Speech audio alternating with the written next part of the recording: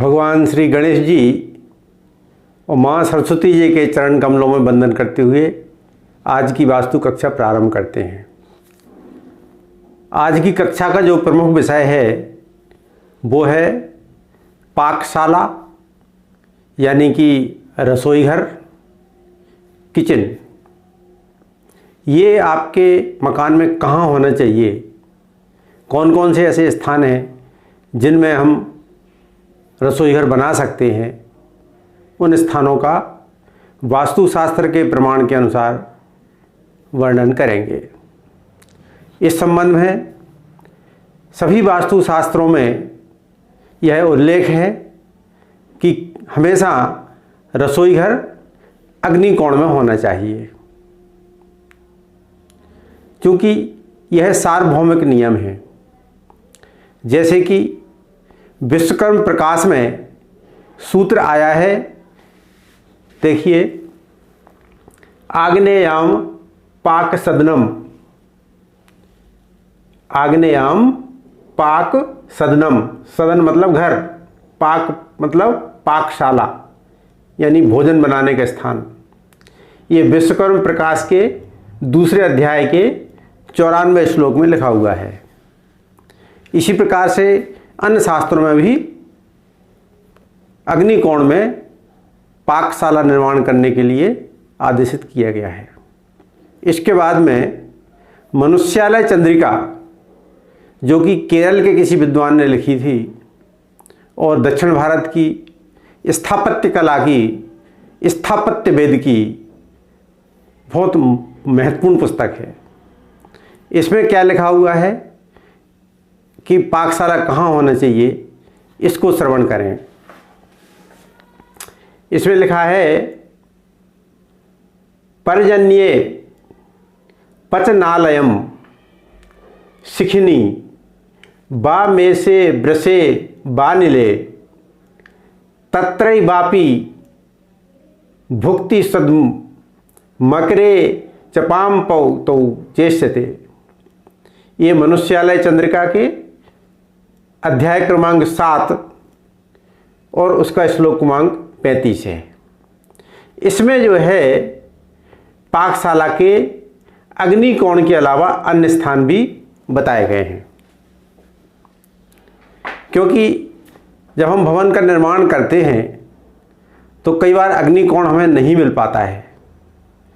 जैसे हमारा प्लॉट की साइज इस प्रकार से है, उसकी फेसिंग इस प्रकार से है कि अग्निकोण हमारे लिए पर्याप्त नहीं मिल पा रहा है, तो ऐसी स्थिति में हमारे लिए अन्य शास्त्रों का भी सहारा लेना पड़ता है। अब इन श्लोकों को, इन स्थानों को हम चित्र के माध्यम से आपको समझाने का प्रयास करते हैं।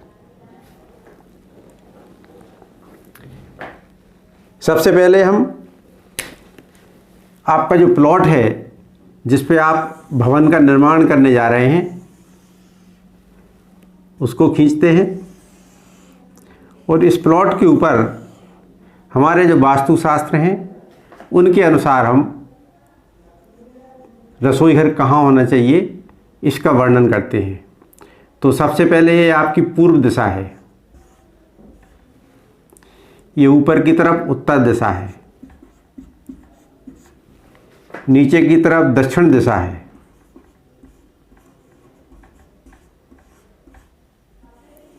और इधर आपकी पश्चिम दिशा है। तो जो सबसे पहले नियम है, जो कि सभी शास्त्रों में वर्णित है, कि रसोई घर हमेशा अग्निकोण में होना चाहिए। तो पूर्व और दक्षिण के बीच का जो कोण है ये अग्निकोण कहलाता है।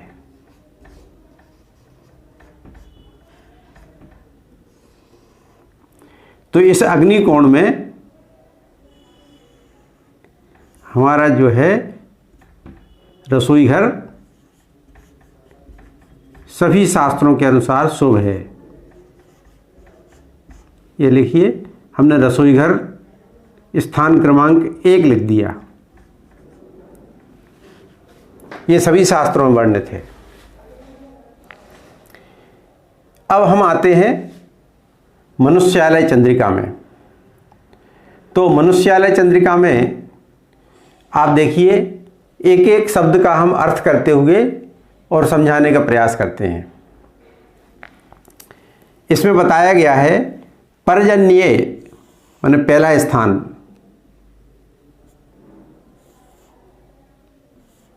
मनुष्यालय चंद्रिका में लिखा हुआ है पर्जन्य पचनालयम, पचनालय मतलब पाकशाला, शिखनी, शिखी मतलब होता है अग्नि, तो यहाँ हम लिख देते हैं अग्निकोण। तो पहला उन्होंने बताया पर्जन्य। जैसा कि पिछली कक्षाओं में आपने देखा था कि हमने प्लॉट को इस प्रकार से 9 भागों में बांटा था।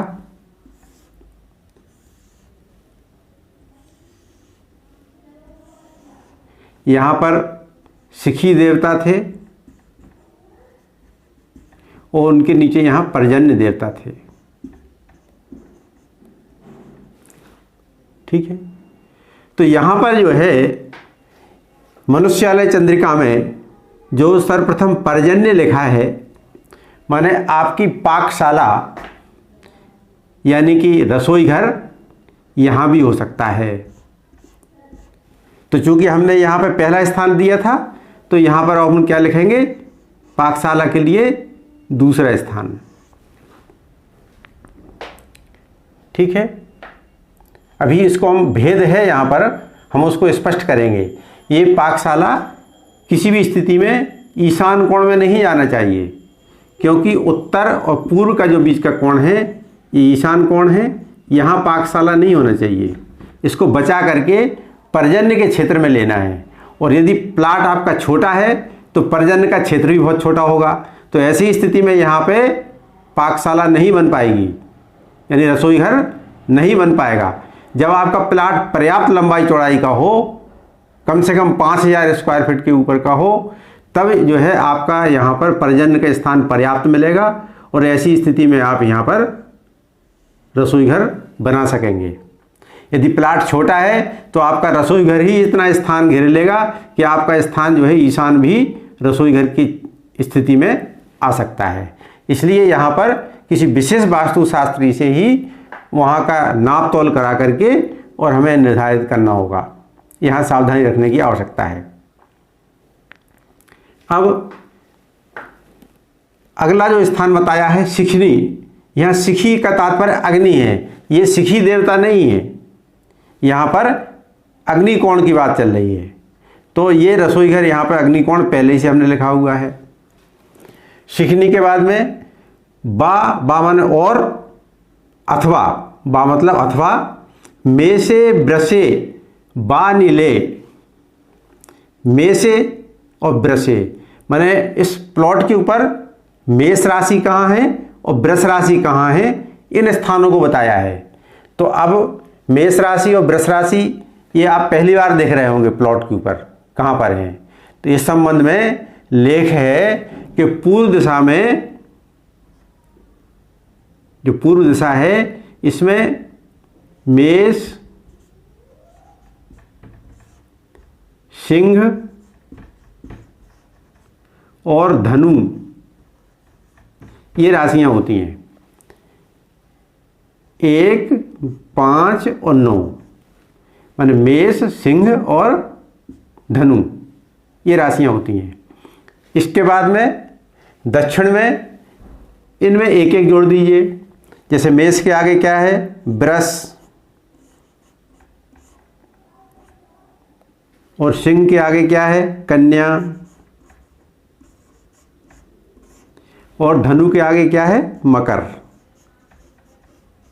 ये दक्षिण दिशा में होती हैं राशियां। इसके बाद में इस वृष राशि में एक और राशि जोड़ दीजिए। तो वृष के आगे क्या होती है, मिथुन, तो ये पश्चिम में है मिथुन। कन्या के आगे तुला और मकर के आगे कुंभ, तो ये राशियां पश्चिम में हैं। ठीक है, अब इस मिथुन में एक राशि और जोड़ दीजिए तो उत्तर में आ जाएंगे अपन। उत्तर में कौन कौन सी होंगी, मिथुन के आगे कर्क, तुला के आगे वृश्चिक और कुंभ के आगे मीन। तो आपको ये याद रखने में सरलता होगी कि आप सबसे पहले क्या करिए, मेष राशि को पूर्व में लीजिए, वृष दक्षिण, मिथुन पश्चिम और कर्क उत्तर। इस प्रकार से क्लॉकवाइज आप जो है राशियों को गिनते जाइएगा तो आपको आसानी होगी। जैसे मैं थोड़ी देर के लिए इसको मिटा करके आपको दोबारा समझाने का प्रयास कर रहा हूं, इससे आपके मन मस्तिष्क में ये राशियां बैठ जाएंगी कि किस दिशा में कौन सी राशि है।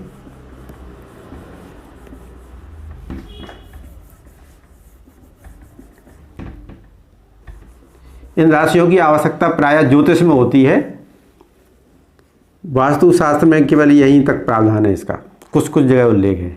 अब देखिए, अब आपको याद रखने के लिए हम बताते हैं कि आपको कौन सी राशि किस दिशा में है, ये कैसे याद रखना है। आप यहाँ लिखिए मेष, फिर क्लॉकवाइज आइए, यहाँ लिखिए वृष, फिर यहाँ लिखिए मिथुन, फिर यहाँ लिखिए आप कर्क। तो ये शुरू की मेष, वृष, मिथुन और कर्क, ये चारों राशियां चारों कोनों पे हो गई। अब कर्क के आगे क्या है, सिंह। तो फिर यहाँ आ जाइए आप पूर्व दिशा में,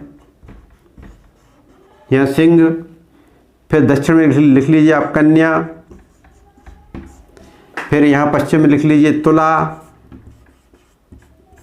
फिर उत्तर में लिख लीजिए आप तुला के आगे वृश्चिक।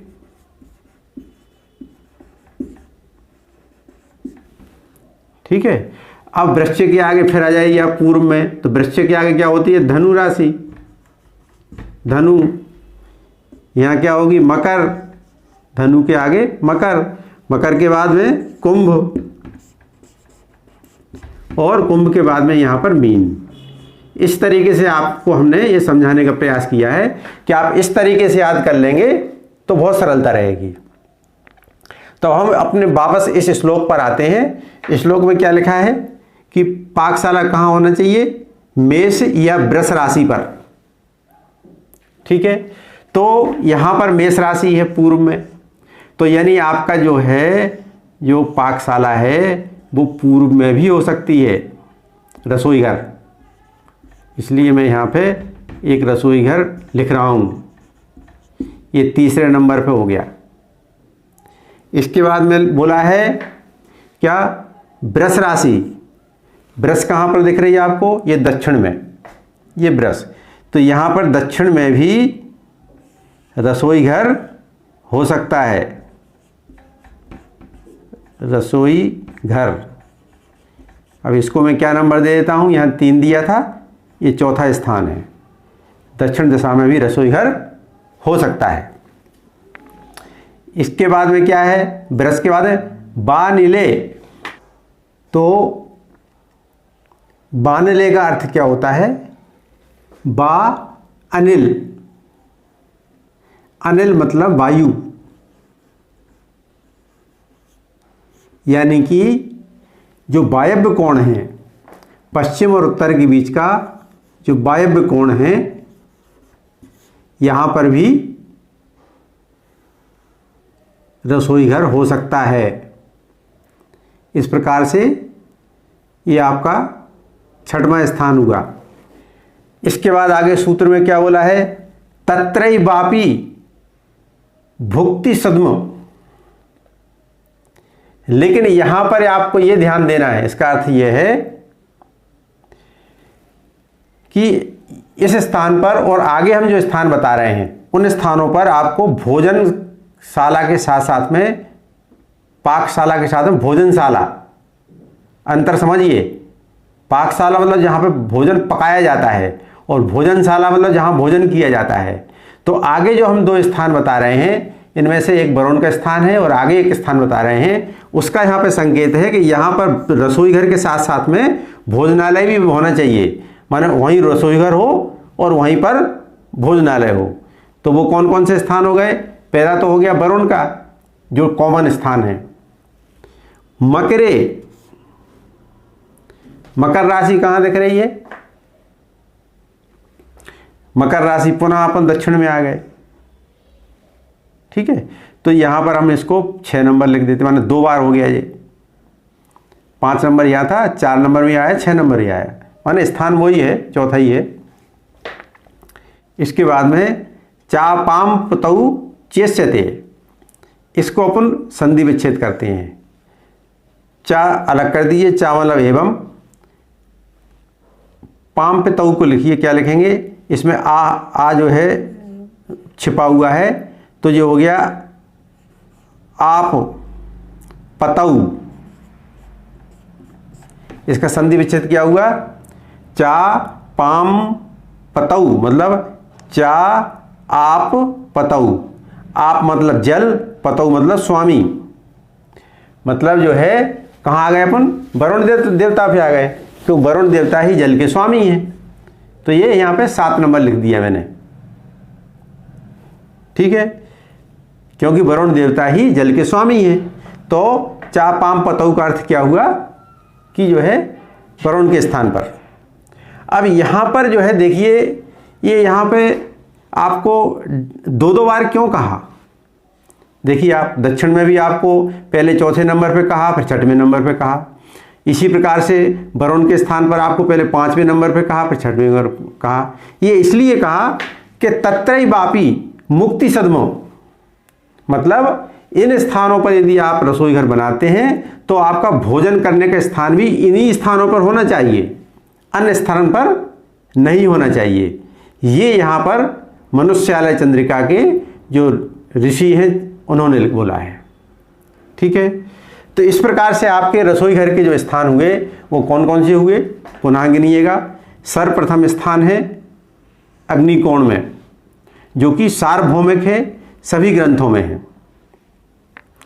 दूसरा स्थान बताया गया है पर्जन्य में, तो यदि आपके प्लॉट की साइज बड़ी है और पर्जन्य का स्थान आपके लिए पर्याप्त मिल रहा है तो आप वहाँ पर रसोई घर बना सकते हैं। तीसरा स्थान बताया है पूर्व दिशा में, और चौथा स्थान बताया गया है दक्षिण में, और 5वां स्थान बताया गया है पश्चिम में, और 6वां स्थान रसोई घर के लिए कौन सा हुआ, वायव्य कोण। इस प्रकार से आपके लिए जो रसोई घर के स्थान हैं वो कौन कौन से हुए, प्रथम स्थान हुआ अग्निकोण, द्वितीय स्थान हुआ पर्जन्य स्थान, तृतीय स्थान हुआ पूर्व दिशा, चौथा स्थान हुआ दक्षिण दिशा में, 5वां स्थान हुआ वरुण की दिशा यानी पश्चिम दिशा में, और 6वां स्थान जो हुआ वो वायव्य कोण में हुआ। अब इसमें यहाँ पर इस श्लोक में तत्रई वापी भुक्ति सदम का जो अर्थ है वो ये है कि यथासंभव दक्षिण की और जो पश्चिम की दिशा में जो रसोई घर बनाए जा रहे हैं उन स्थानों पर भोजनालय भी होना चाहिए, माने वहीं पर भोजन बनता हो और वहीं पर भोजन किया जाता हो। ये यहाँ पर मनुष्यालय चंद्रिका में अतिरिक्त रूप से शर्त लगा दी गई है। वैसे तो सभी शास्त्रों में यह पहले से ही वर्णन है कि पश्चिम दिशा में भोजन का स्थान होता है, यानी जहाँ पर अपन बैठ करके भोजन करते हैं, डाइनिंग टेबल जहाँ लगाते हैं वो पश्चिम दिशा में होता है। इस प्रकार से आज हमने आपको 6 स्थान बताए हैं जहाँ पर आप रसोई घर बना सकते हैं। इसके बाद में आज की कक्षा समाप्त होती है। नमस्कार, जय राम जी की।